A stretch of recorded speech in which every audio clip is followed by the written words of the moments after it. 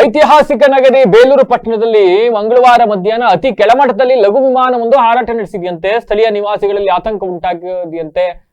ಮಧ್ಯಾಹ್ನ ಸುಮಾರು 2 ಗಂಟೆ ಸಮಯದಲ್ಲಿ ಬೇಲೂರು ಪಟ್ಟಣದ ಜನನಿಬಿಡ ಪ್ರದೇಶಗಳ ಮೇಲೆ ವಿಮಾನವೊಂದು ಅನಿರೀಕ್ಷಿತವಾಗಿ ಪ್ರತ್ಯಕ್ಷವಾಯ್ತಂತೆ.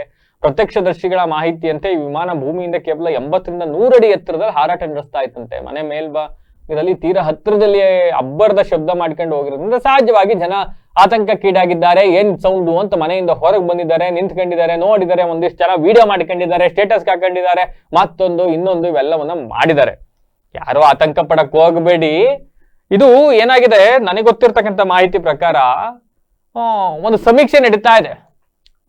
ಭೂಭೌತಿಕ ಸಮೀಕ್ಷೆಯನ್ನ ಮಾಡಿ ಇಲ್ಲಿ ಈ ಭಾಗದಲ್ಲಿ ಖನಿಜಾಂಶಗಳಾಗಿರಬಹುದು, ಮತ್ತೊಂದು ಚಿನ್ನ ಇದೆಯಾ, ತಾಮ್ರ ಇದೆಯಾ, ಬೆಳ್ಳಿ ಇದೆಯಾ, ಮತ್ತೊಂದು ಇನ್ನೊಂದು ಏನಿದೆಯೋ ಅಂತ ಹೇಳಿ ಒಂದು ಸಮೀಕ್ಷೆ ಮಾಡ್ತಾ ಇದ್ದಾರೆ.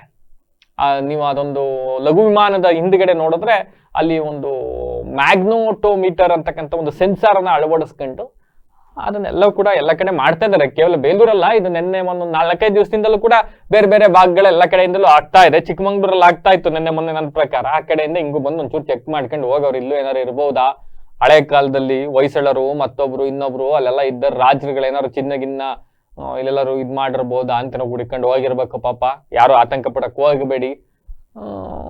ಅಧಿಕಾರಿಗಳು ಈ ಬಗ್ಗೆ ಇನ್ನು ಕೂಡ ಅಧಿಕೃತವಾಗಿ ಹೇಳಿಲ್ಲ ಅಂತಕ್ಕಂಥದ್ದು